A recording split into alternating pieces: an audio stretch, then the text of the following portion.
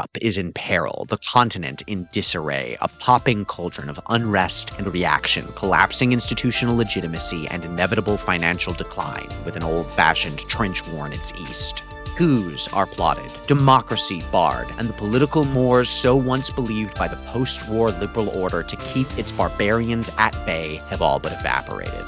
The continent and all its fringes are erupting in hostility, old demons thought put into the crypt long ago. In Hungary, where sea-like pastures overlay the land's boiling innards, legitimacy has always been gained at the tip of a saber or beneath trampling hooves. No king had worn its crown who hadn't the spine to fight his brothers and the guts to rip them to pieces. In the history of the Magyars, the man who God chose to wear the crown is often brought to have his kin torn apart by horses, or blinded, or see that their heads are melted in with hot lead. Since 1918, that crown has gone unworn, but the country's head has continued to bounce and roll between players. Here, too, ancient spirits have come back, forever destined to return, summoned by dancing shamans a millennia ago, when the white Ungari overcame the black and stepped off their horses and into stone houses and into stone churches. It was, for quite a time, monarchy without a king, ruled by Admiral Horthy, the admiral without a navy.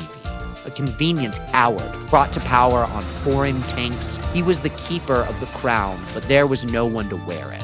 A fair-weather friend to the Nazis, who was captured by them as he was defecting. God brought Horthy to Salazar's Portugal instead of Hungary, and he died in the Estado Novo, a debased failure on his own terms. He lost the crown, which rested in America until Carter shipped it back in 1978.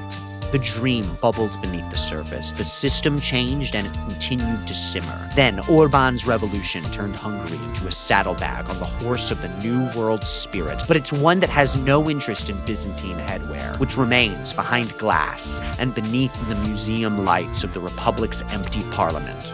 The man at the center of the largest counterterrorism operation in the history of the Terrorel Hátritasi Központ walks free.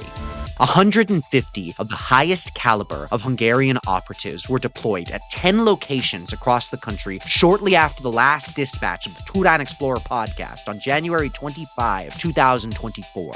11 people were taken into custody, with 3 arrested. An alleged extremist cell who had re-established an ancient Scythian Hungarian kingdom, accusing the present government of fraud and illegitimacy.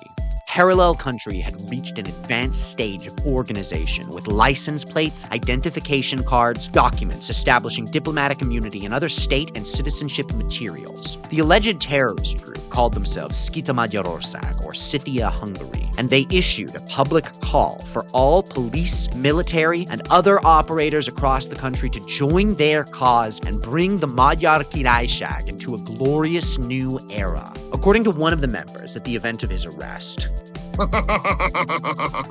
all we can say is that the members of the emergency police who guard us have already transferred to the Scythian National Guard. They just haven't taken off their uniforms yet. After just a month of custody following the Scythian Hungary group's attempt, Sándor Szigeti, governor of the Scythian kingdom, walks free under a paltry house arrest, obviously no match for a Scythian warrior like Szigeti. The artificial Hungarian Republic tried to contain and humiliate a man of Szigeti's prowess. But this veteran of the legendary 1956 uprising against the Soviet-oriented government and its communist suppression of the Hungarian spirit has not just vowed his revenge, he's already declared victory. When I was elected a bit over 2 years ago and took my governor's oath, our organization chose to begin building Hungary. Now we want to continue building Hungary. I have been in agony since my arrest, but I am the governor of the great and historic country of Magyarország. If I must be precise, we already have 5,415 pure Hungarian, all of whom are with me. I will not advertise what I plan to do in the future, but I will not give up. I cannot give up, because I was elected. But we will take power in a simple Hungarian way. No, I do not recognize what is currently Hungary. first, you see, we have to put the system back into place. And then, when everything is in order, we will look for a monarch, or we'll even raise one. The most important qualification? Why, that they are a Hungarian. Journalists who had the unique opportunity to interview this coup plotter asked Szigeti what he believed in. He had just one answer. Akiraiság, the kingdom. Prior to the raids that took out the organization's leadership, the general staff of the Scythian Hungary organization published a video on its social media about the group's intentions. Under the flag of the Kingdom of Hungary, the very flag Horthy flew above the headless crown, the governor Szigeti took his oath of control, denied the legitimacy of the Republic of Hungary, and asserted his sovereignty over the ancient Scythian kingdom. Szigeti was a hardened operative with international training, having fought the country's Stalinist secret police in 1956 and operating as law enforcement in the United States until his return to the land of his birth. At his swearing in, he upheld their oath. The unification of our country and nation, restoration of historical Hungary, the re-implementation of the Constitution of the Holy Crown, the only constitution that is enforced today. In November, the inciting event that inspired the arrests, group posted their most provocative call to arms yet. In front of a poster that read Szkíta ősnemzetségek, or Scythian ancient nations, atop the coat of arms of Horthy's Kingdom of Hungary, and an alphabet guide to the ancient Transylvanian runic script of the Székelyes and the Magyars and the Avars and the Huns, an organizational spokesman announced the formation of their new state. We are now facing such a unity, such a force, that it will be either us or them. Someone has to fall. The time is here. 2023, 2024, the new Scythian Hungary, the new Scythian country will be formed in the organization of Carpathian Basin clans. The arming of the new free military troops has begun, and all former members of the government and current ones will be arrested retroactively. Sándor Szigeti, the governor of Scythia, admitted caretaker of the Hungarian crown, will no doubt sustain his power and influence throughout his menial house arrest and build his networks in clandestine secrecy to once again strike at the unhealthy heart of the Hungarian Republic, reinstate God's monarchy, the Hungarian crown, and turn his sights toward the sun with invasions and annexations of the rightful lands of the monarchy, the settlement of the slumbering great country.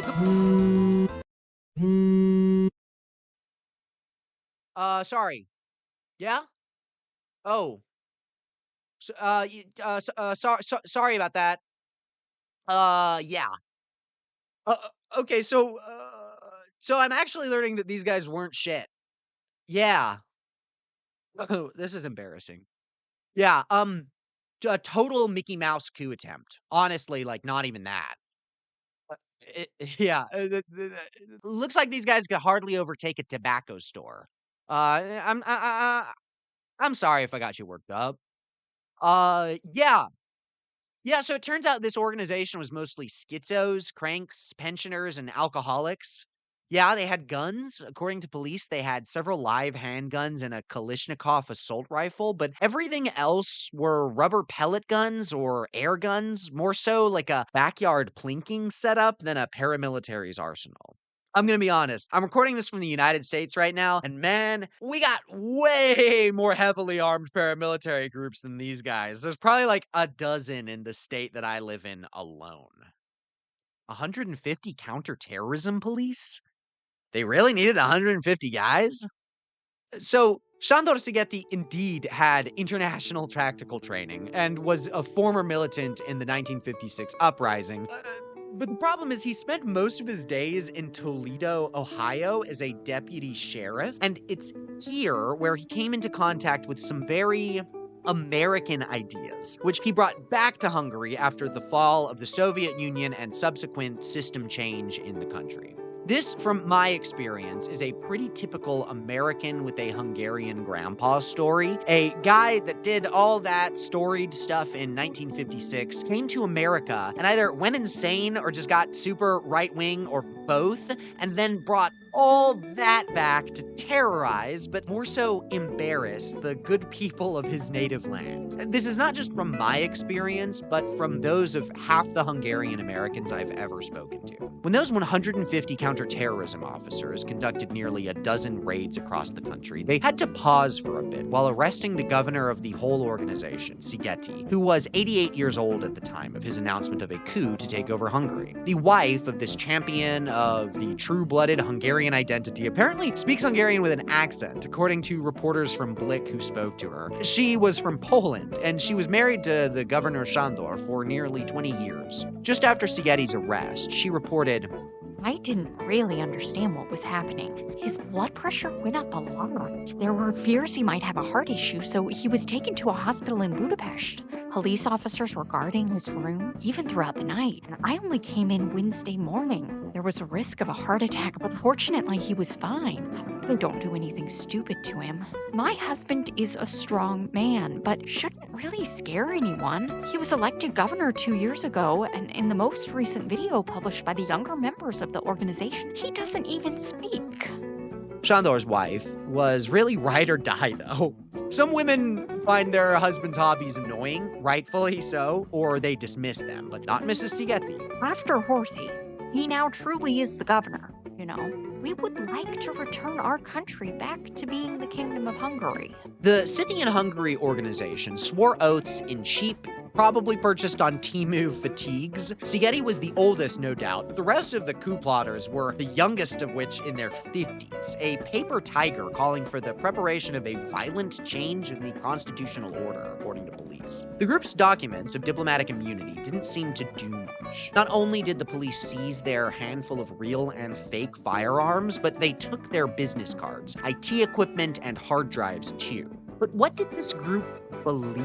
Well, their main ideology, while proclaiming a spirit of pure Hungarianness and ancient blood rights of the Scythians, was really a foreign import. Couched in the historical claims of both the mighty nomadic Scythian race and the nobility of Horthy and his aristocratic system, which the organization thought made Orban look libcucked and globalist, was more of an idea from Texas than Alfold, one that has certainly made its way independently around the world, but I would guess was incubated a bit while Szigeti was in Toledo.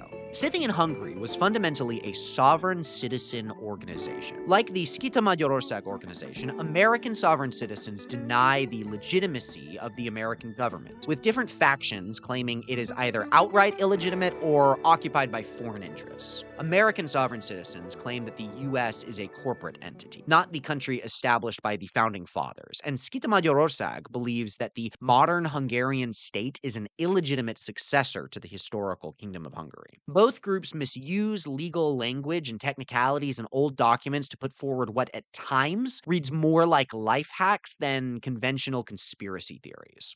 American sovereign citizens have this whole thing about maritime law and how it proves they're actually sovereign and not subject to government authority. And Hungarian sovereign citizens cite the 2012 change in the country's name, where the country's title went from the Republic of Hungary to simply Hungary, as proof of the country's dissolution and reestablishment as a corporate entity. American sovereign citizens claim to be constitutional sheriffs, deputized in their own true, legally valid constitutional courts. At least, that's what they like to tell the cops. And Szkíta Magyarország said that they were royal citizens, with their own badges and pseudo-official documents to replace the official Hungarian state-issued one. And both movements are mostly glorified Facebook groups, organizing across pretty much the same social media venues and fetishizing weapons and self-defense, but without any real military oomph behind them. If you're aware of American sovereign citizens, you've probably heard of these conservative uncle type guys from a lot of viral videos who get pulled over by the cops or are actively at court hearings, and they immediately make claims that they are immune to even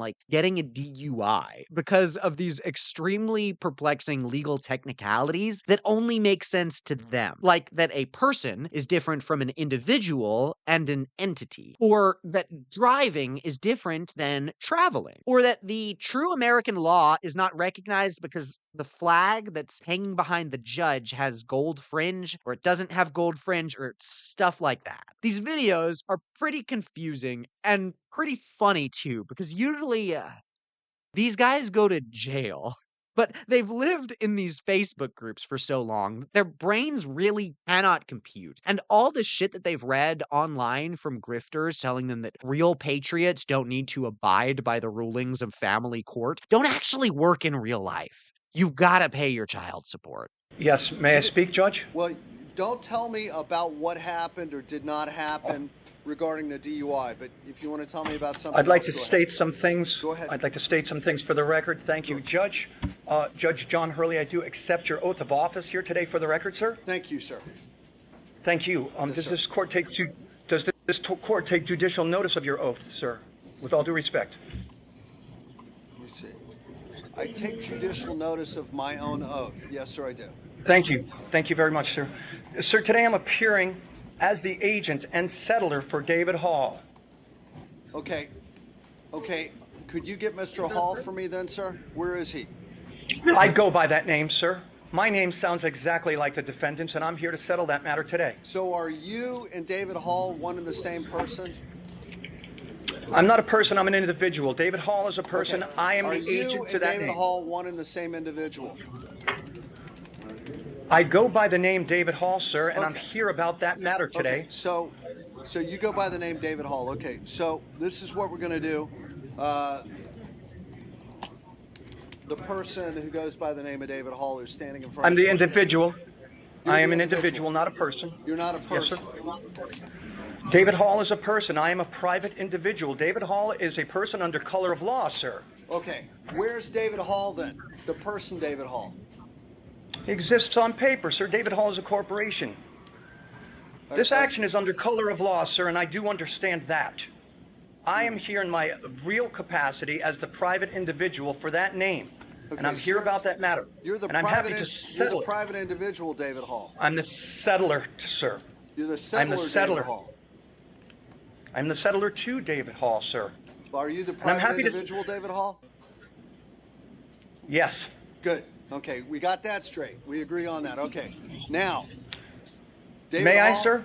David Hall, the private individual. I'm looking at your driving record right now. Multiple failures to pay traffic tickets for the individual, David Hall, not the person. But, sir, what I'm going to do... Can you clarify, sir?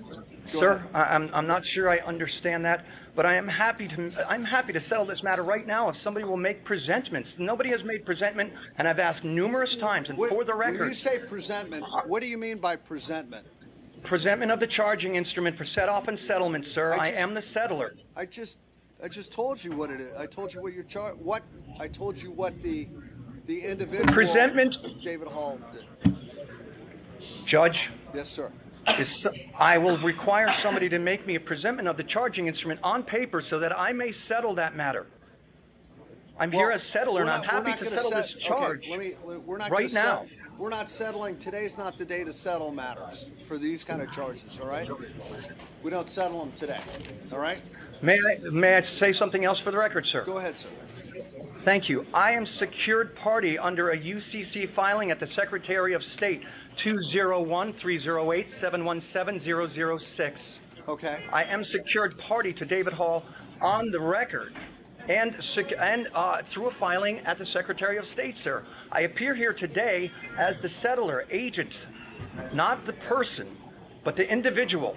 And I don't think I should have you understand the So difference you're the between a settler, person and an you're the individual. agent, and you're the individual. In America, sovereign citizens are generally a libertarian fringe offshoot. And while some do mix their ideology with Christian fundamentalism, Szkíta Magyarország was much more immersed in Hungarian occultism and the obsession with pre-Christian mysticism and the Scythian identity. But even on the Hungarian Scythians' paperwork, they referred to the USUCC, or Uniform Commercial Code, upon which much of the pseudo-legal theory of these groups in the New World and Old is formed. Even among anti-globalist, nationalist coup plotters in Hungary, it appears that America has achieved a total cultural victory. It really is burgers all the way down. The website of the faction that Szigeti was the helm of, the Society for the Country of the Holy Crown, claimed that, like under Horthy, Hungary was truly the institution of a kingdom without a king. They had apparently convinced themselves that there were 550,000 signatories, from whom members of their true National Assembly could be elected. Their stated purpose was to bring together people inside and outside of the borders of Hungary, as well as those throughout the world, scattered Hungarians in the spirit of the holy idea of unity, all those who claim to belong to the Holy Crown. They had a lengthy legal code under the title of The Interests of Our People First, and a platform that included exempting basic food goods from Hungary's value-added tax system, the introduction of a progressive taxation system to spur real wage growth and job creation, the routing of funds directly into the pockets of healthcare workers who faithfully keep their oaths, making vaccines optional, the establishment of maternity homes with professional training to ensure more widespread home births, free primary, secondary, and higher education for people thirsty for knowledge in ancient Hungarian history, mandates to learn the Hungarian runic script, greater disability support, the protection of native Hungarian animals and environmental resources, an increase in pensions and wages, a demand to strengthen Hungary's decaying rail transportation, and incentives to inventors and developers working on alternative renewable energy. Altogether, pretty schizo, but not that crazy compared to many normal European parties' political platforms.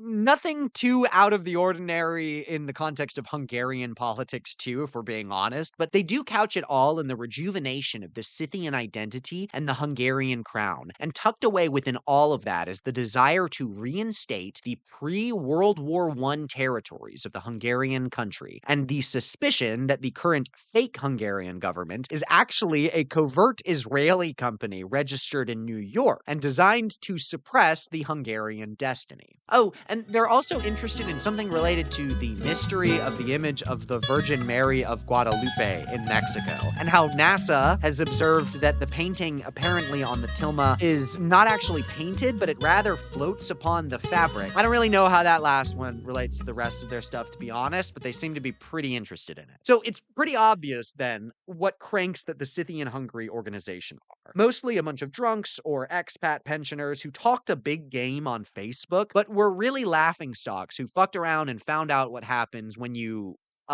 very openly say you're going to do a violent coup, no matter what your capabilities actually are. Even among the most anti-Orban opposition-supporting Hungarians I know, I didn't see any pushback against the arrest of these obvious internet freaks, because they were obvious internet freaks. But I do find it pretty insane that this was such a massive counterterrorism operation with a wildly disproportionate amount of officers mobilized in one of the biggest raids of the Terrorel Határítási Központ, or Counterterrorism Center's history, though it was only established in 2010. I also find it kind of ironic that the symbol of the Counterterrorism Center is a mythical turtle bird clasping a bow, an intensely nationalistic symbol that would have not looked out of place among the porcolt broth and cigarette-stained crime scene photos of the very people they were arresting. I want to stress that szkíta is a laughingstock, one that I could easily see some media taking far too seriously, but exactly how real was this group? How embedded was it in actually existing Hungarian politics? And how much of a threat did their ideas really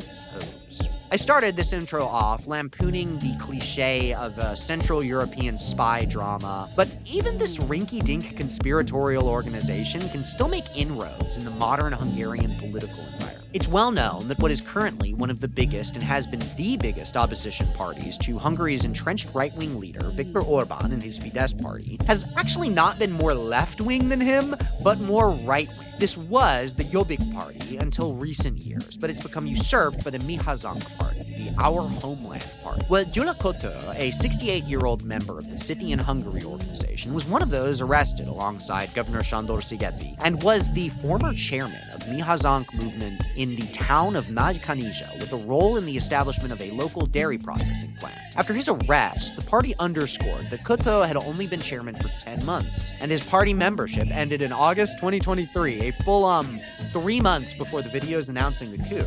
Koto loved to start businesses, with endeavors including Osmagyar Asfaltis, or Ancient Hungarian Mineral Water Corporation. He also has done a lot of business with Tibor Hocker, a Mihazank candidate for parliamentarian in the 2022 elections at the county level, establishing a personal security organization called Rus Hun Security. Hocker may have not been a member of the Szövetség a Szent Korona Országért, or Alliance for the Country of the Holy Crown, but he did pose with Koto holding a banner advertising for the Szent Korona Jogrendet, or Holy Crown Legal Order, in 2022. What's more, Szkíta Magyarország shouldn't really be thought of as a pack of lone wolves, but the most sovereign citizen-flavored variant of a broader Scythian identity movement in the country. In Hungary, there exists a formal process for being a minority nationality, which entitles you to language and cultural autonomy, self-governance, and other forms of political representation. There are 13 official minority nationalities in Hungary today, which include Germans, Greeks, Roma, Serbians, and other groups that have lived within Hungary for more than a century and can express a collective national identity.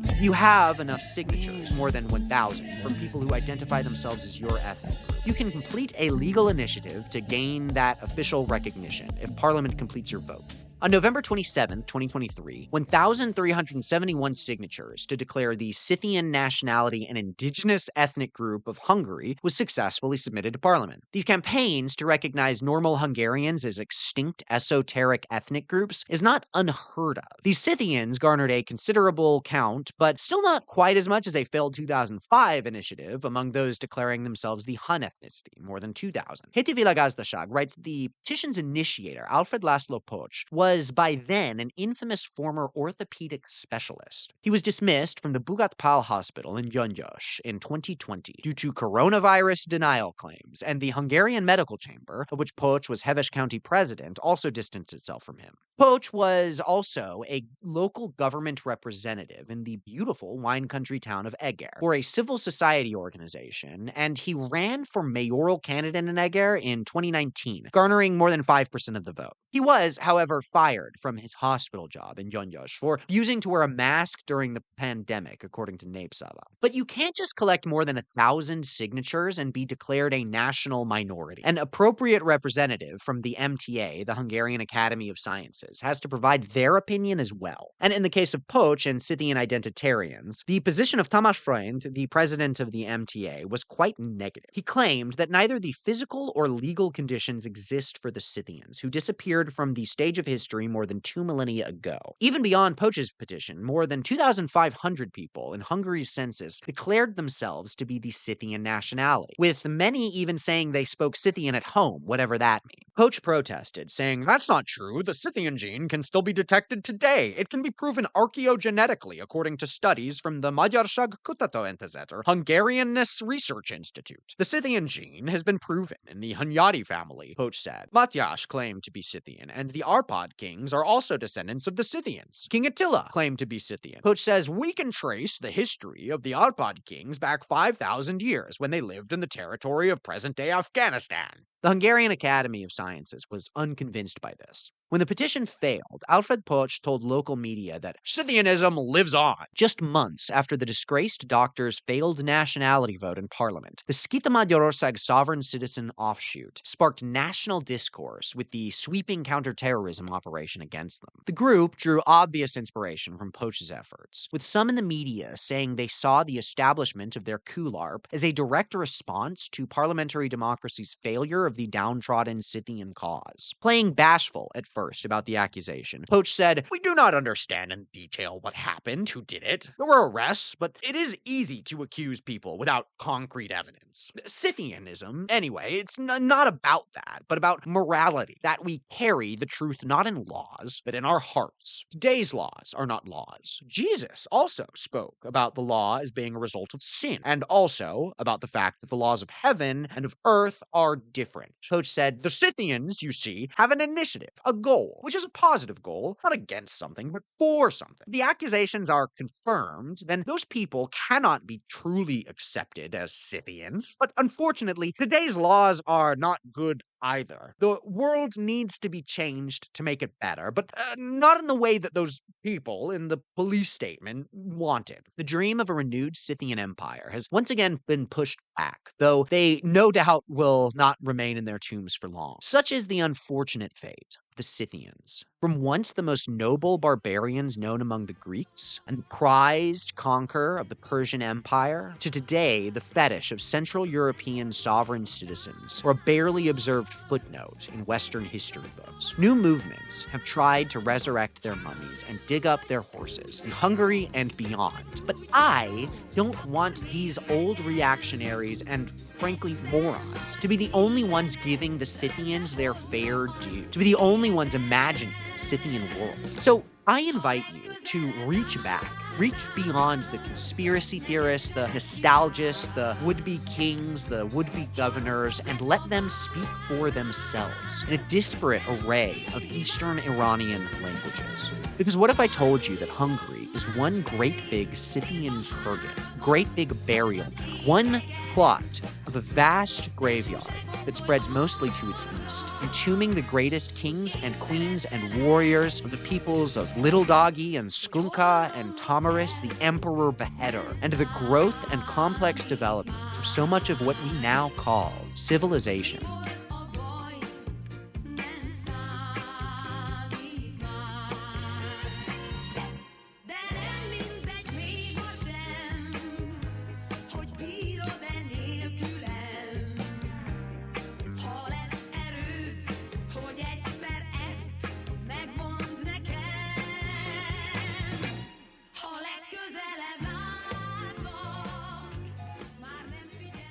Welcome to what can only be called Episode 1, Season 2 of the Turan Explorer podcast. I am your host, Turan Explorer, and we are produced, as always, by the genial and beloved Boss Moss. I really can't apologize enough for how long it's taken me to write and record another one of these. I won't take up more of your time doing that, but I thank you from the bottom of my heart for the endless patience that you have had in waiting for it. All I will bore you with is that, much like Hungarian history, it's been a crazy year full of big moves, new roles, personal tragedy, but also some triumphs as well if you look at it the right way. With that said, in the time between my last episode and now, I have become obsessed with a topic that has lived colorfully in the stories of every medieval Hungarian chronicler, and one that has taken over the minds of many a Hungarian nationalist, occultist, and Turanist too, the Scythian civilization. I feel like at this point, having covered the Persian Book of Kings, the legacy of the Mesopotamian figure Nimrod, and the world scouting movement, in order to explore Hungarian history already in just 6 episodes, I don't need to continue to make excuses for why my oral history of the Hungarians and their search for ethnogenesis extends far outside of the mountains that encircle modern and historic Hungary. I hope the intro gave a good example of how prominent the ancient Scythians are in the imaginarium of Hungarian ultranationalists, whose name and symbolism absorb not just this scrappy cell of pensioners, but the various patriotic festival kiosks, bookstores owned by convicted terrorists, or social organizations, both historical and modern. People whose civilization basically went extinct like 1,000 years before the founding of Hungary. We have, of course, been using the 13th century Gesta Hunorum et Hungarorum by Szymon Kazai as a base for understanding most of the central themes of Hungarian Turanism and origin mythology. A text that is completely riddled with errors and guesswork, like the Gesta Hungarorum of Anonymous, its influence and predecessor of several decades. I've said it before, but it's important to grasp that we are closer to the time of Szymon Kazai and his contemporaries than any of them were to the last days of Scythian civilization in any proper sense of the word, especially from the peak of its multi-continental, practically mythical, and highly underrated set of Scythianate cultures. That said, there are many credible chin-stroking connections between Hungarian folk mythology, the Hungarian language, and the culture and even genetics of the 7 tribes of the conquering Magyars, with the many people groups who broke off from the Scythians, like the Alans, the Sarmatians, the Ossetians, the Iazyges, and more. This means that if we are going to unravel the connections between the symbols of Hungarian Turanism, the real mysteries of early Hungarian anthropology, and the at times wildly popular subcultures of ethno-linguistic mythologizing in Hungary, we really must commit to learning a lot more about the Scythians, one of the most influential civilizations of antiquity, who conquered more landmass than probably any of their peers and introduced world-changing innovations, both social and technological. These people left no written records of themselves, but they occupied a ton of real estate in what is considered the first ever work of history writing, the histories of Herodotus, as well as the first monuments inaugurating the Achaemenid Persian Empire. The Scythians practically invented, or at least greatly innovated, the model for a vast, unstoppable steppe civilization that terrified its settled neighbors with extraordinary speed, and what was seen by people then, and honestly still us today in many ways, as outrageous barbarism. But ironically, this culture also practiced some customs that would strike us as socially progressive, with relationships to gender and sexuality that made many of their contemporaries blush. Their women were fierce warriors, their priests loved smoking reefer, and they all drank alcoholic yogurt. They basically invented the composite bow too, rewrote the history of the art form of rug making, and probably lent the Slavic word for dog and even the word Ashkenazi. That last fact alone might raise some alarms, but please just bear with me for a second. And it's kind of ironic, too. You see, even if you don't know or care about the Hungarian Turanist angle of European history, you will sometimes find the Scythians cropping up everywhere in the paranoid nationalisms of other cultures as well. You see, Simon Kazai laid the mythological foundation for the Hungarian-Scythian connection, but by the 16th century, the idea of Scythian being a sort of ethnic identity of the ruling Hungarian elite had become institutionalized into law. Kazai's mythology and lineage influenced this legal framework, yes, but so too did the political idea of Sarmatianism, a Renaissance idea that emerged in the Polish-Lithuanian Commonwealth, which sought to connect that country's ruling elite to the Sarmatians, a subset civilization of the Scythians that eventually overtook them beginning in the 3rd century BC. Today, you will find a lot of often right-wing anthropology guys on places like X.com posting about the Scythians and often trying to frame them as a master race who conveniently embodied a lot of based Europa Hyperborean signifiers. They conquered their enemies. They had religious concepts similar to a sky father and a world tree. They were often referred to as red-headed, at least the westernmost Scythians were, and they had a diet that mostly centered around meat and dairy, the slop of the Westoid that some white supremacists like to say fueled the evolution of Western man.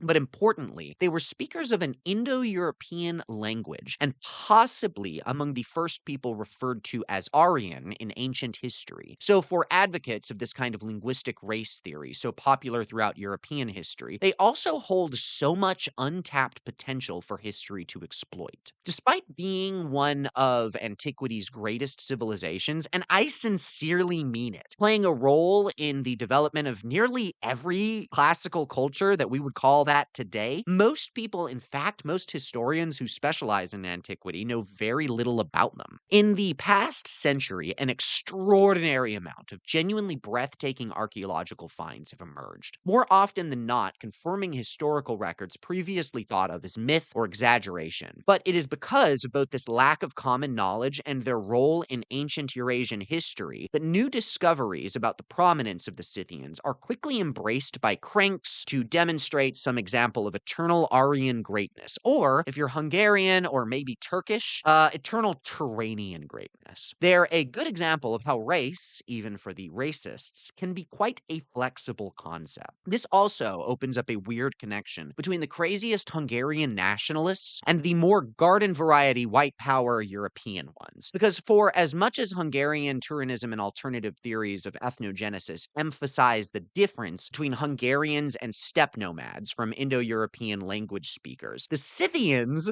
were some of the first world historical steppe nomads, and they were Indo-European language speakers. And there can sometimes be fierce debate among Turanist camps about how that situates the movement in Hungary within the rest of the more traditional European supremacist ones. But that's for much later in this journey, later in the whole slow-moving podcast project. Part of what's taken me so long to write this is that long before we talk about that, we really do have to understand so much more about who the Scythians even were. Because similar to how I feel like my Nimrod episode used Shimon Kezai's Gesta to explore one of the most today underrated biblical characters, I now want to use it as a springboard to tell you everything that I could learn in the last year about the deeply underrated Scythian civilization who killed the king of the four corners of the earth, whose race was spawned by a snake, the men of pointed hats and antlered horses and arrows that returned to the skin that they were drawn from, whose women marked themselves to praise their own kills in battle, whose kings were entranced by the rituals of effeminate shamans and tents full of hemp smoke, buried with their legions and rotting zombie riders atop horses to frighten us now away from their mountains of gold and bones.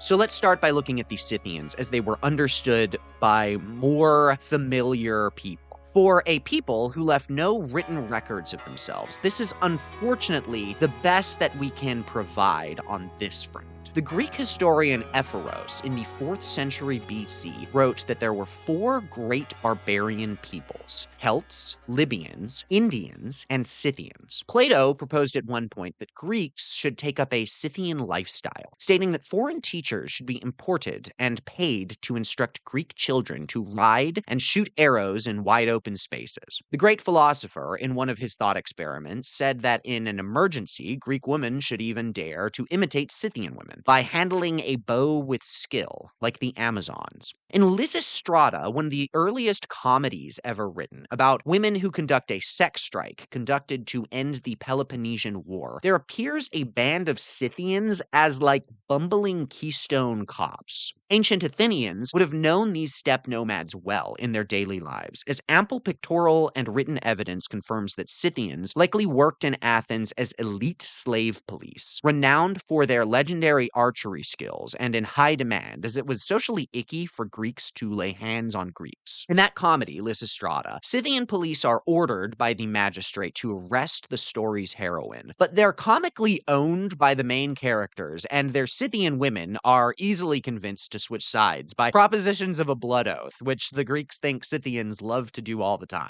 In the play, Scythians are also made fun of for being drunks and drinking undiluted wine. Indeed, any Scythian in Athens would have discovered wine made from grapes to be much more intoxicating than the libation that he or she would have been used to on the steppe, the sparkling yogurt beverage of kumis with around 2% alcohol. This was the prevailing Scythian stereotype held by the Greeks. Get ourselves drunk as the Scythians was even a phrase used by the 6th century Greek poet Anacreon.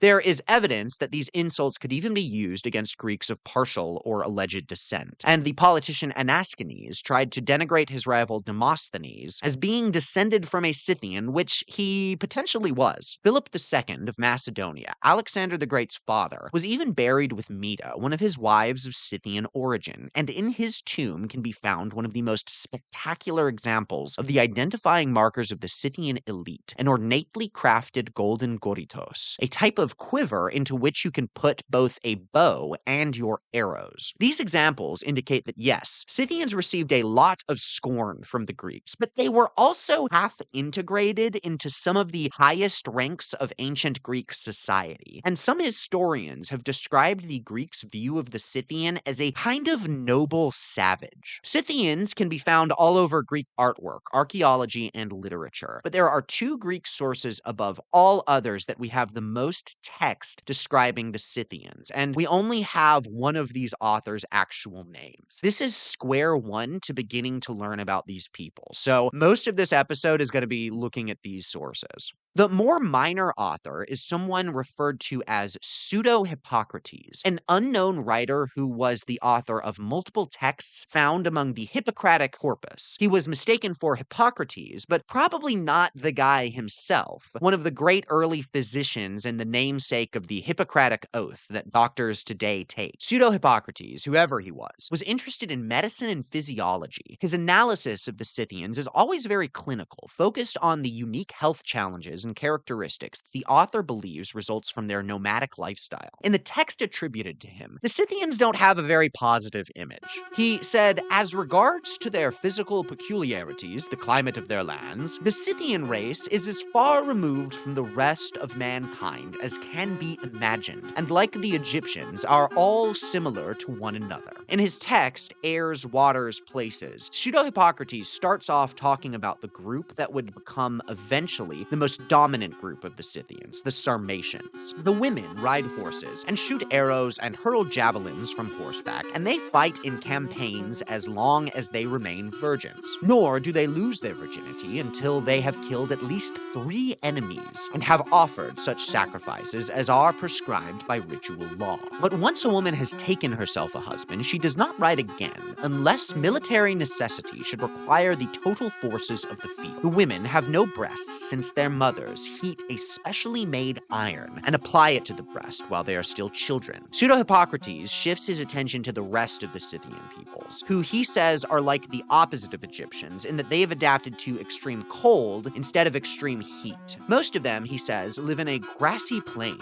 devoid of trees and moderately watered. Here live Scythians, who are called nomads because they do not live in houses but in wagons. The lighter wagons have 4 wheels, but some have 6, and they are fenced about with felt. The wagons are drawn by 2 or 3 yokes of hornless oxen, hornless because of the cold. The women live in these wagons, while the men ride on horseback, and they are followed by what herds they have, oxen and horses. They stay in the same place as long as there is enough grass for the animals, but as soon as it fails, they move to fresh ground. They boil meat and drink the milk of mares, from which they also make a cheese. What Pseudo-Hippocrates writes about the Scythians sounds a little, all Asian people look the same to me. Like, the people differ little in physique, as they always eat similar food, wear the same clothes winter and summer, breathe moist, thick air, drink water from snow and ice, and do no hard work. Pseudo-Hippocrates probably never visited any Scythian territory, and most of his descriptions are pretty othering in a classic Greek way, but at a point he really focuses on how flabby he thinks that the Scythians probably are. The body cannot become hardened, where there are such small variations in climate. The mind, too, becomes sluggish. For these reasons, their bodies are heavy and fleshy. Their joints are covered. They are watery and relaxed. The cavities of their bodies are extremely moist,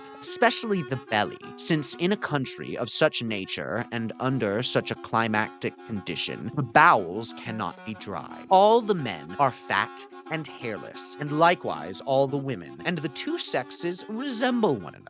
He calls them fat and flabby some more, then he moves on to their sexual diagnoses, and he's pretty negative about that too. People of such a constitution cannot be prolific. The men lack sexual desire because of the moistness of their constitution and the softness and coldness of their bellies, a condition which at least inclines men to intercourse. Moreover, being perpetually worn out with riding, they are weak in the sexual act when they have done intercourse. These reasons suffice as far as the men are concerned. In the case of women, fatness and flabbiness are also to blame. The womb is unable to receive the semen, and they menstruate infrequently hardly, and little. It gets a little more graphic from here. Pseudo-Hippocrates is describing the reasons why the Scythians can't easily procreate in ways that would probably confuse you if you have a basic understanding of the female anatomy. But importantly, while dwelling on the sex lives of Scythians, Pseudo-Hippocrates writes that the rich Scythians become impotent and perform women's tasks on an equal footing with them, and talk in the same way. Such men they call Eneres, or effeminates. The Scythians themselves attributed this to divine visitation,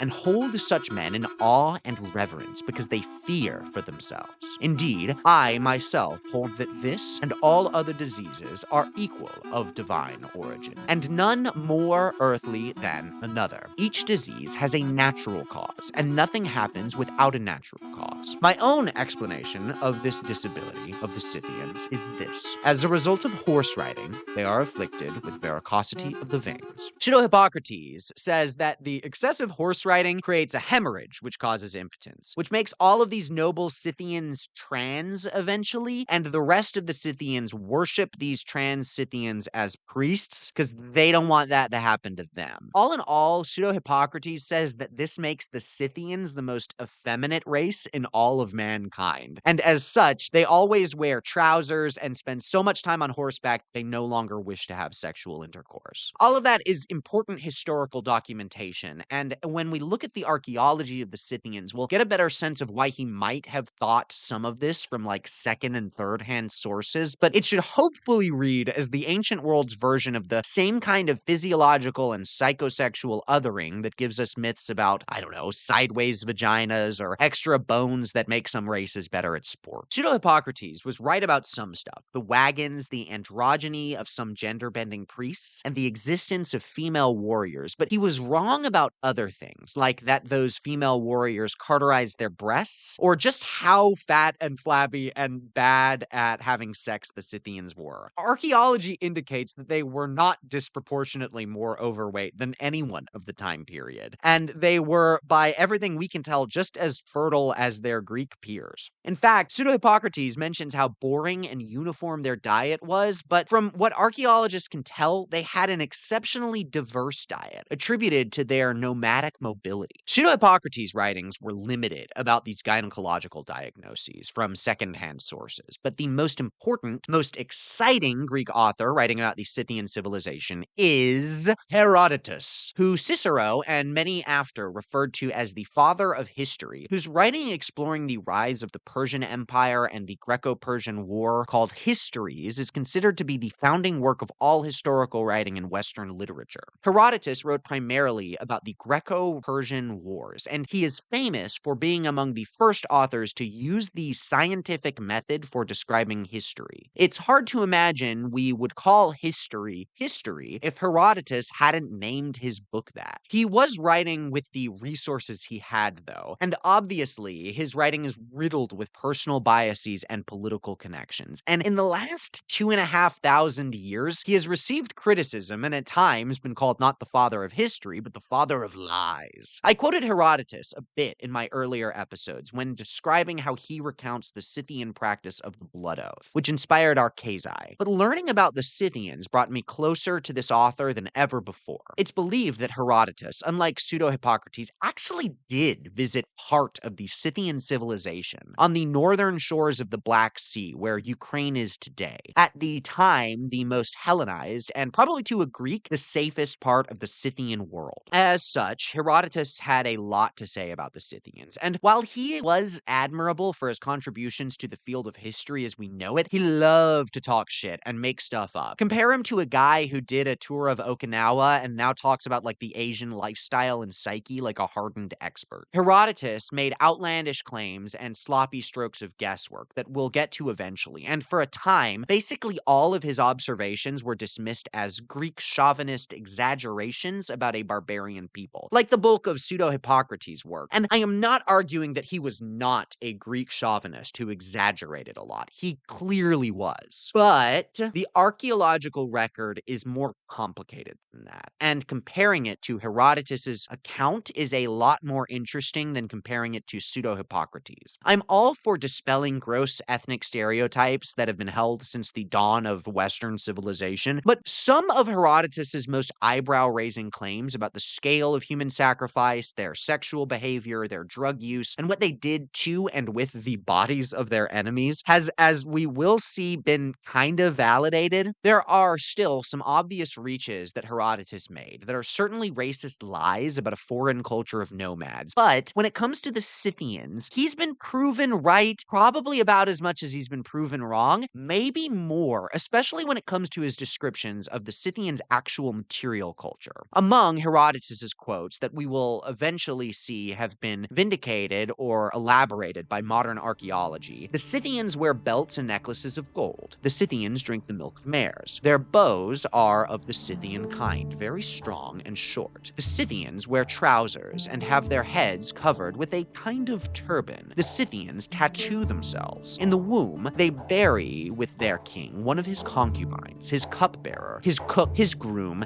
his squire, and his messenger after strangling them. And besides these, they bury horses, firstlings of everything else, and golden cups. The Scythians scrape out the flesh with the rib of a steer and knead the skin with their hands, and having made it supple, they keep it for a hand towel, fastening it to the bridle of the horse which he himself rides, and taking pride in it, for he who has the most scalps for hand towels is judged the best man. The Scythians take the seed of this hemp and creep under the felt coverings, and then they throw the seed upon the stones which have been heated red hot, and it burns like incense, and produces a vapor so thick that no vapor bath in Hellas would surpass it, and the Scythians, being delighted with the vapor bath, howl like wolves. The Scythian warrior cuts off the head of his enemy. Then he cuts around the skull, and taking hold of the scalp, shakes the head out and leaves the skull. But the Scythians had already been doing a ton of stuff before Herodotus's time, and it's important to note that the Scythians were not the first Eurasian steppe nomads who broke into the ancient Near East. In fact, prior to their emergence were the Cimmerians, a people related to the Scythians who spoke what we can tell is a nearly identical language and practiced a nearly identical culture, with no meaningful difference in the two cultures' archaeological records, leading some historians to question if they should even be considered separate peoples at all.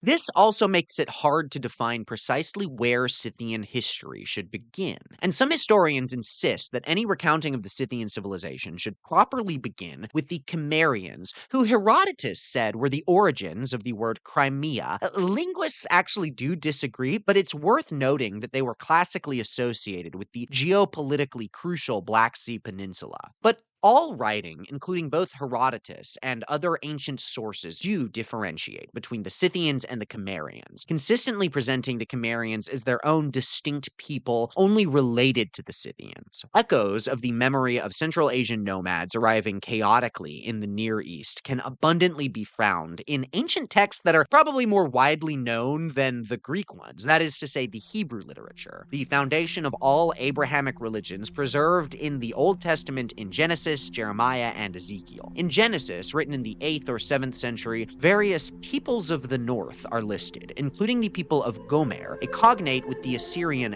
Gimirai, meaning the Cimmerians. By the late 7th and early 6th century, Jeremiah was written at just the time that the Scythian raiders had likely overtaken the Cimmerians and were making their way south through the Levant towards Egypt. The prophet Jeremiah conjures up a fearsome vision that God will send these violent northerners to punish the people in the kingdom of Israel. Thus saith the Lord, behold, a people cometh from the north country. They lay hold on bow and spear. They are cruel and have no compassion. Their voice is like the roaring sea, and they ride upon horses, set in array as a man for war against thee, O daughter of Zion. Go not forth into the field, nor walk by the way, for there is the sword of the enemy and terror on every side. From a linguistic perspective, a very interesting mention of the Scythians in the Bible, as I said earlier, is Ashkenaz, one of the sons of Gomer. And and this comes from the Akkadian word for the Scythians, ashkuzaya, but it was recorded and over thousands of years referred to various peoples of the north in Hebrew, eventually the Germans and the Slavs, and later the Jewish people who lived among them. As such, that is where Ashkenazi comes from, referring to the primary branch of the Jewish diaspora in Europe, compared to Sephardic Jews, Mizrahi Jews, and other branches. It does not, however, mean that the Jewish people of Europe are secretly Scythians or steppe nomads who mass converted, a not uncommon anti-Semitic theory that pulls from the history of the nomadic Khazars, who were crucially important in the history of the Hungarians, and a topic that we will absolutely explore in the future. But it does make white supremacists and their visions of a renewed revelist Scythian glory seem pretty ironic when you realize the word also means Ashkenazi. The Scythian foray into the Near East is probably the most thought-provoking period of this already mysterious civilization, at least what's recorded of them. We know that they made an extraordinary impact on legendary cultures like the Assyrians, Urartans, Hebrews, Medians, Persians, Turks, Greeks, maybe Chinese, but they left far fewer records than most of those people, and in the last 3,000 years, there's been a lot of reasons to lie about them one way or another. Herodotus writes that they were chasing the Cimmerians out of Europe and the Western steppe, and that's what led them on their rampage, colliding into these famous civilizations of antiquity. Among the oldest mention of the Ashkuzaya is in the cuneiform of Assyrian kings, when they first poured over the Caucasian mountains into the ancient world of the Near East Mediterranean, the 7th century BC, ruled by the first Scythian for whom we have a name, Ishbakaya. While we have limited archaeological or written records from the Scythians directly, we do actually have a fairly good sense of the latter stages of their language, given that it has ancestors alive and kicking today, at least one, and decent attestation throughout history. We know what Ishkapaya means, but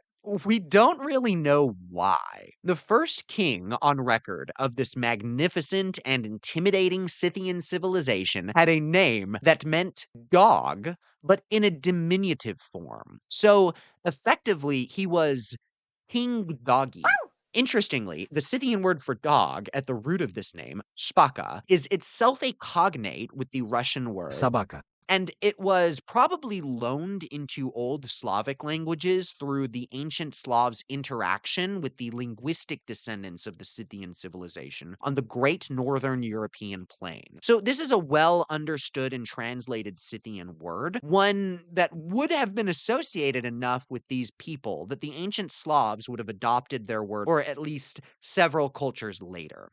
I really mean it when I say this culture, underrated by even history nerds, had a massive and constantly unexpected impact on the world we live in today. Like the fall of empires, for example. These Scythians probably caused, if not hastened, the Assyrian Empire's collapse, and forcibly established a kingdom along Assyria's northern frontier in the 8th and 7th centuries BC. Herodotus's account of the Scythian destruction against Assyria is well attested, but only Herodotus describes how the Scythians, during their domination of the Near East, advanced as far south as Egypt. According to this account, the Scythians reached the borders of Egypt. They were persuaded to turn back by Pharaoh Psamtik I of the 26th dynasty. Herodotus claims that the pharaoh achieved this by sending lavish gifts to the Scythians, essentially paying them off to avoid an invasion. He writes, "After this, they marched forward with the design of invading Egypt. When they had reached Palestine, however, Psamtik, the Egyptian king, met them with gifts and prayers and prevailed on them to advance no further." Herodotus writes that the Medians, who live in what is now Iran, had not been so fortunate as to just pay them off. Not only were they conquered handily and brutally by the Scythians, they were apparently ruled over for a generation. The Median territories were vast, and they laid the foundation of Cyrus the Great's empire. But in between their culture and Cyrus's reign, Herodotus writes that the Scythians were in control, and that they became the masters of Asia. He says, "The dominion of the Scythians over Asia lasted 28 years, during which time their insolence and aggression spread ruin on every side. For besides the regular tribute, they exacted from the several nations additional imposts, which they fixed at pleasure. And further, they scoured the country and plundered every one of whatever they could. But after those 28 years, this is the story of how the rule over the Medes ended for the Scythians, at least how Herodotus tells it. Cyaxares, the king of the Medes, at first treated the Scythians kindly, as suppliants for his mercy. As the king of the Medes had a high regard for them, he entrusted to their guardianship boys who would be taught their language and the skills of archery. As time went on, it happened that the Scythians, who were accustomed to going hunting and to bringing something back always, once had returned taking nothing. When they returned empty-handed, the king of the Medes treated them very roughly and contemptuously, since he was, as appears evident from this action, prone to anger. The Scythians, feeling themselves wronged by the treatment they had received from the king of the Medes, planned to take one of the boys who were their pupils and cut him into pieces. Then, after dressing the flesh of the boy as they were accustomed to dress the animals which they killed, they planned to bring the meat and give it to the Medians, as if it were the spoils of the hunt. All this they did. The king and the guests who ate with him dined on the boy's flesh, and the Scythians, having done as they planned, fled. This cannibalism story is straight out of a Grimm's fairy tale or one of the darker Shakespeare tragedies, and doesn't really make geopolitical sense, and we have no reason to believe that it's one of the true things Herodotus said. But even if the most believable half of it is true, there are amazing questions provoked by this. Did they actually rule the country that would soon become the Persian Empire for such a long time? To what extent did the king of the Medians teach his sons the Scythian style of warfare and even language? Does this imply that the Median civilization had a hybridized Scythian elite that the Persian Empire would later tap into and use to build the biggest country the world had ever seen? A lot of these details would imply a heavy integration into Median culture, while the Medians were Scythian vassals. 28 years of teaching Median nobility their language and military customs. That would obviously have a massive cultural impact on the founding of the Proto-Persian Empire, yeah? Cyrus took over the social infrastructure of the Medians, making up the core of the Achaemenid Empire, the world's first superpower. What influence, then, did a Scythian style of government and military no doubt leave over after more than a generation of rule? There are scholars who doubt that these nomads ruled ancient Iran for that long, and there are others who think that we should think of Cyrus as a direct continuity of the Scythians, and still others who think that the Medians might have never existed at all. But let's put a pin in all of those theories for now and return to Herodotus's narrative. After the Scythians' exit from Media, Cyrus would conquer Iran and found the Achaemenid Empire, referred to often as the Persian Empire, but it wasn't until generations of succession later, in the time of Darius the Great, that term Persian was used. Cyrus the Great was called that for a reason. He conquered Babylon and Assyria and established what was then the biggest empire that the world had ever seen. Most people, given the worldwide popularity of Abrahamic religions, probably know him as the only non-Jewish person referred to in the Bible as a Messiah, because he conquered Babylon, ruled by King Nabonidus, who had enslaved the Jews, and he freed them, after which they returned to build the Second Temple and begin the age of the Second Temple. This is corroborated by evidence from the era of Cyrus in Persia and the Levant, as well as ancient Jewish accounts. All of that is fascinating, but it has little to do with the Scythians until the end of Cyrus's life. See, the contingent of Scythians who conquered Iranian territory from the west were not the only Scythian culture, or let's say tribe, that the ancient Iranians came into contact with. In fact, they were only a portion of the Scythians, who, at the time of the events that we are talking about, had been active across northern and eastern Europe, Central Asia, Siberia, all the way to Mongolia. But we don't know really if they were ever united as a polity, like as an empire proper, in the way that, say, the Achaemenid Empire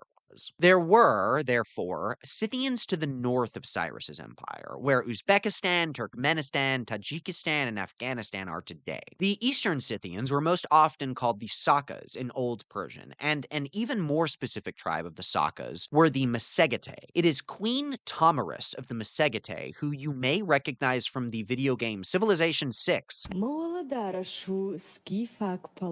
And she slayed Cyrus the Great, according to Herodotus. Herodotus said, now at this time, the Massagetæ were ruled by a queen called Tomyris, whose husband was dead. Cyrus sent a message with the pretense of wanting her for his wife, but Tomyris would not have his advances, well understanding that he wanted not her, the kingdom of the Massagetæ. So when guile was of no avail, Cyrus marched to the Araxes and openly prepared to attack the Massagetæ. He bridged the river for his army to cross and built towers on the pontoons bridging the river. But while he was busy at this, Tomyris sent a herald to him with the message, O King of the Medes, stop hurrying on what you are hurrying on, for you cannot know whether the completion of this work will be for your advantage. Stop and be king of your own country, and endure seeing us ruling those whom we rule. But if you will not take this advice, and will do anything rather than remain at peace, then if you so greatly desire to try the strength of the Massagetæ, stop your present work of bridging the river, and let us withdraw 3 days' journey from the Araxes. And when that is done, cross into our country. Or, if you prefer to receive us into your country, then withdraw yourself, as I have said.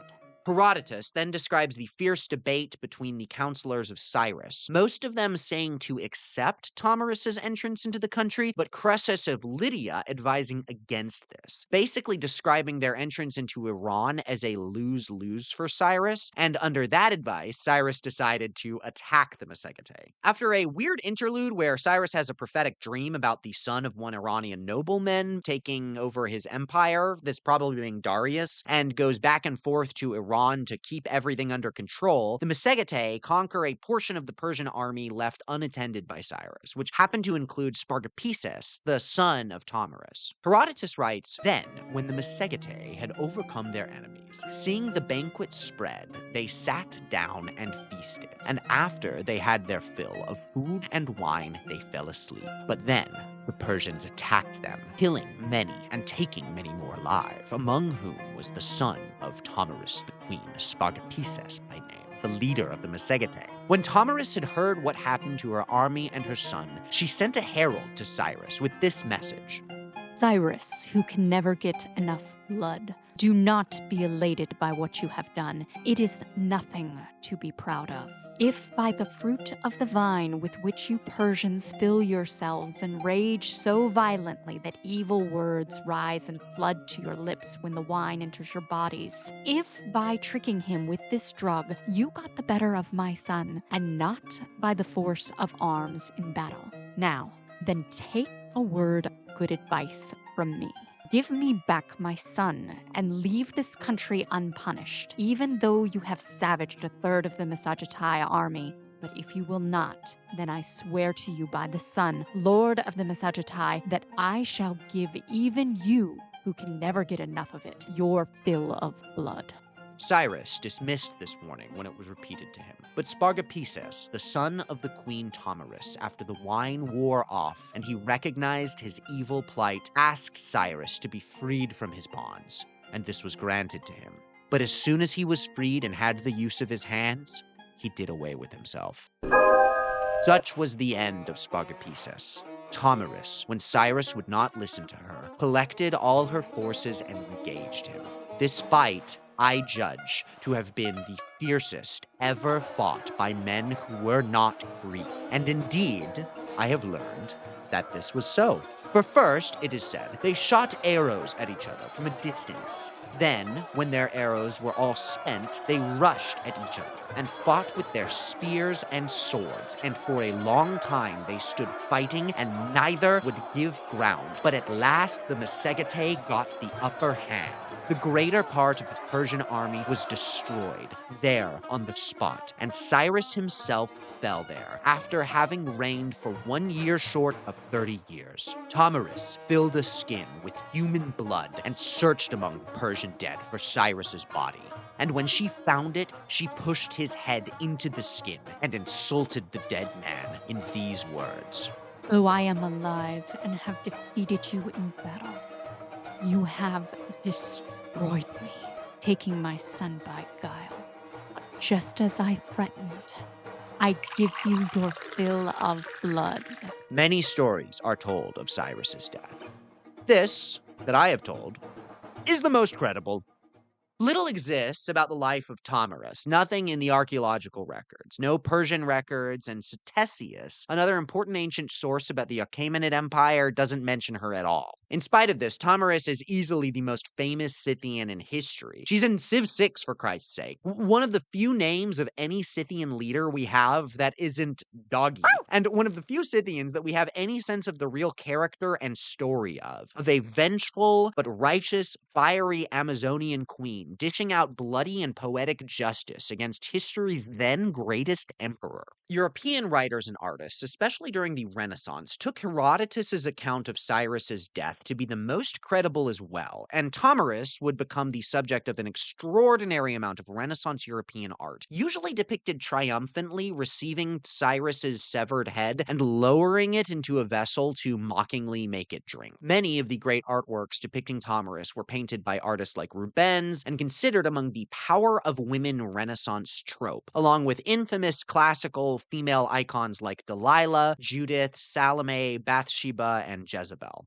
Herodotus's depiction of the battle between the Persians and the Massagetæ is really fun, but the relationship between Persia and the Scythians is a very complex one that has led some modern historians to closely interrogate just how much these people were at odds or related to one another. Remember, from the very first episode, the dichotomy of sedentary and civilized Iran versus the nomadic and wild Turan was an enduring theme in Iranian art that gave us the idea of Turanism itself. It lived very palpably in the Iranian psyche for thousands of years. It's where the podcast ultimately gets its name. The gruesome vendetta between Tomyris and Cyrus was not the first interaction between the Scythians and the ancient Proto-Persians. The Medians, of course, had a fascinating and still very underexplored relationship to the Scythians, and it wouldn't be the last interaction that they would have either. You see, while Cyrus the Great is considered the founder of the Achaemenid dynasty, we fundamentally consider it Persian during the rule of Darius the Great, who succeeded Cyrus by about 3 decades after a conflict of succession. Darius, or Darius, consolidated the countries and founded the institutions that would expand its territory even further, over which the Achaemenid dynasty would reign for more than 2 centuries. Herodotus records that Darius waged campaigns against the Scythians and failed to entirely subjugate them, but he did get some tribes to bend the knee.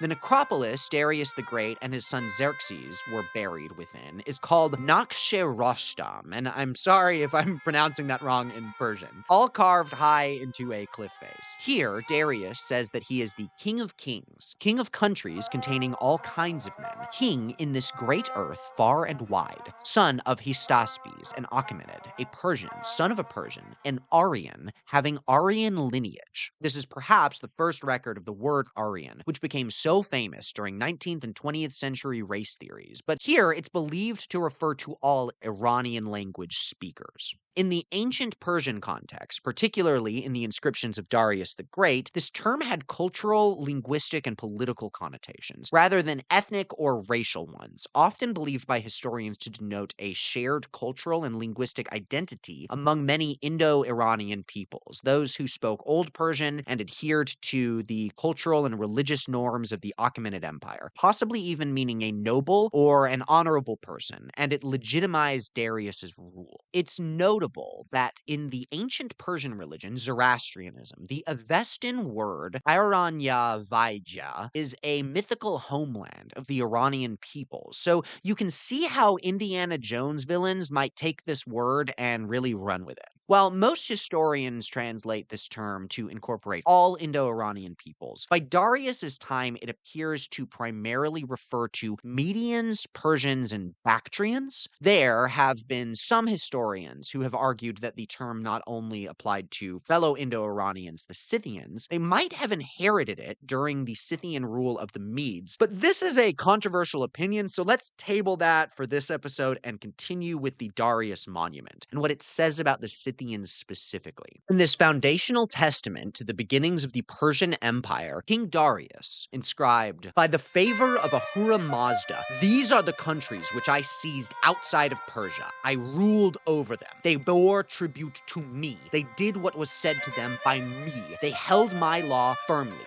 Media, Elam, Parthia, Arya, Bactria, Sogdia, Chorasmia, Brangiana, Arachosia, Satagidia, Gandhara, India, the Huma drinking Scythians, the Scythians with pointed caps, Babylonia, Assyria, Arabia, Egypt, Armenia, Cappadocia, Lydia, the Greeks, the Scythians across the sea, Thrace, the Petassos-wearing Greeks, the Libyans, the Nubians, the men of Makkah, and the Carians." This is an extremely important record of what was the biggest empire that the world had ever seen. Each of the nationalities represented in the inscription are illustrated depicted in chains, holding up the ceilings of their tombs, all in their traditional costumes, including 3 Scythians, who the inscription categorizes as the ones that drink fermented horse milk, the ones who wear pointed caps, and the ones from overseas. On another cliff face in Iran is the Behistun inscription, also dating from the time of Darius and bragging about Darius's domination of the surrounding peoples. And it was carved depicting Darius with his bow and the pretender Gautama who rebelled against him underneath his foot. In front of him were originally carved 8 enemies with ropes on their necks. I say originally because, interestingly, later on a 9th subjugated king was carved into the cliff behind the rest of them, a Scythian king named Skunka, with the traditional pointed hat, tunic, and pants that characterized most Scythian fashion, completed sometime after the rest of the relief. Obviously, Darius the Great depicts all of these peoples as driven before the mighty Persian emperor, empowered by his one god, Ahura Mazda. They are striking records, but they also illustrate one of our biggest problems talking about this massive Eastern Iranian culture that pretty much invented warlike nomadism and lasted and transformed over thousands of years across multiple continents, is that unfortunately what we know about them is from the description of their frequent enemies, who had many reasons not to like them. What I have just described to you, what I want to start you off with, is a narrative of the political history of the Scythians, told by Greeks or from a mostly Persian perspective, and as a state or a polity. This is usually how they appear in the history books, as supporting cast to the more world historic civilizations of the ancient world. That's at least how I understood them, until I realized that the archaeological record of this mysterious people is genuinely so breathtaking.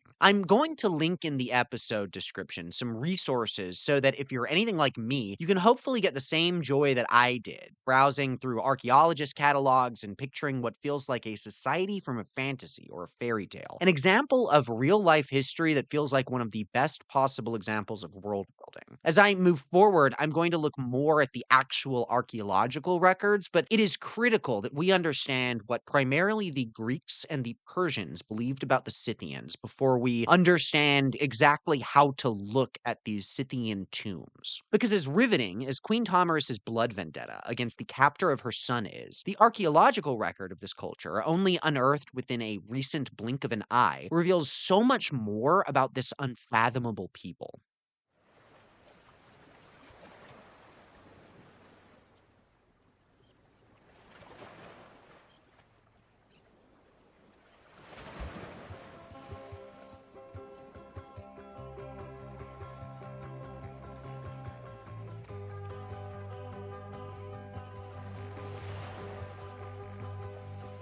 Only 1 million years ago, Hungary was a sea, called by geographers the Pannonian Sea. Much of Hungary's historically fertile soil and abundant water reserves are the product of this unique geographic history, where a shallow, likely desalinated sea covered what is today the flatlands of Magyarország. It was scattered with islands that are now the Buda Hills and the Pilis Mountains. And across the Hungarian plain, you can still pretty easily find seashells and aquatic fossils if you dig deep enough into this country. This was part of a vast series of interconnected waterways that encompassed much of the Western Eurasian steppe at various periods of its history. Imagine a much more vast and interconnected network of seas attached to the Black and Caspian ones, a shallow Paratethys Sea stretching from Xinjiang in China to the Balkans that over time dissipated into the much more vast flatlands of the Western Eurasian continent, just like its outlet, the Ionian Sea. We talk about the steppe a lot on the Turan Explorer podcast. It is a kind of podcast about the steppe, as seen through the eyes of the Hungarian consciousness. And given the migration of peoples across this superhighway, it's easy to think of it as fairly homogeneous.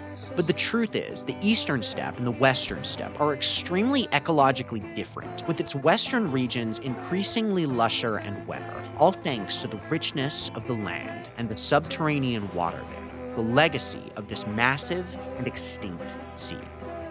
I feel like I'm losing my mind. I've spent one of the weirdest years of my life obsessing over the Scythians, tearing apart my dining room furniture and replacing it with completely unjustifiable purchases because I realized that the only way to properly tell the story of the history of Hungary, founded in the year 1000 in Central Europe, was to follow the steppe for thousands of miles to the north of Iran and to time travel back 1.5 millennia before there even was a Hungary. But now, I find myself even more lost as I try to figure out exactly how the Hungarians became Hungarian. Not just thousands of years in the past, but maybe millions? So adrift in space and time that I can no longer see the plains of Hungary as a solid, flat land of soil and grass, but rather as the ancient sea and a smattering of islands.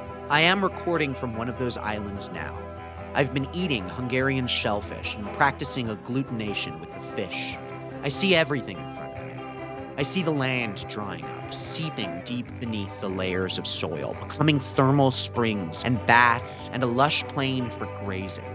I see countless steppe nomads rolling into this basin, a perfect landing after step after step after step, speaking different tongues till you stop counting those nomads. There's only one, the last ones, and they say they speak the languages of all who came before.